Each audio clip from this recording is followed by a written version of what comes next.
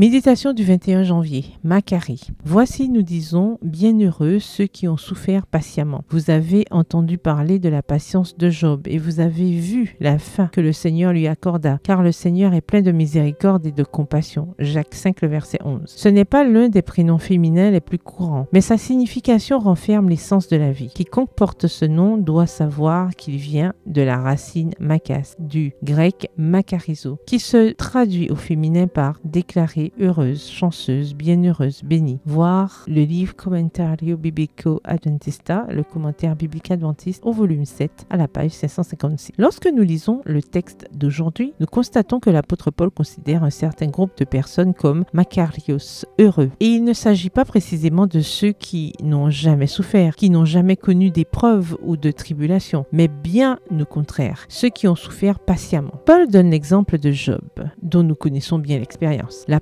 parole inspirée veut-elle dire que les personnes qui subissent une certaine forme de souffrance peuvent être heureuses? La réponse est un oui catégorique. L'écrivaine américaine Helen Keller a parcouru l'Europe et l'Afrique et a obtenu un diplôme cum laude, ce qui signifie en latin avec louange. Et tout cela en étant aveugle, sourde et muette. Hélène a trouvé la joie de vivre au milieu de l'obscurité grâce à ses mains et son imagination n'a connu aucune limite. Comme elle le dit dans son livre The World I Live In, le monde dans lequel je vis, la nuit de la cécité a aussi ses merveilles. La nuit de l'ignorance et de l'insensibilité est la seule obscurité impénétrable. Le malheur des aveugles est immense, irréparable, mais il ne nous prive pas de partager avec nos semblables l'altruisme, l'amitié, la bonne humeur, l'imagination et la sagesse. Cette femme aurait pu choisir la voie du malheur compte tenu de ses conditions de vie, mais rien n'a arrêté son esprit d'entreprise et elle a trouvé le chemin de la lumière au milieu des ténèbres. Quelle est la situation qui assombrit votre vie? Avez-vous l'impression que les problèmes vous ont privé du bonheur? La bonne nouvelle aujourd'hui est que vous pouvez être heureuse en cessant de fixer le regard sur les ténèbres de votre vie pour regarder les choses à la lumière de Jésus. Rappelez-vous qu'aujourd'hui, Dieu veut vous appeler Macarie. Le meilleur reste à venir. Comme l'a dit Helen Keller, lorsqu'une porte du bonheur se ferme, une autre s'ouvre. Mais parfois, on se focalise tellement sur celle qui s'est fermée qu'on ne voit pas celle qui vient de s'ouvrir. Où regardez-vous? PS, heureuse au milieu de l'obscurité. Bonne journée, que l'Éternel vous bénisse.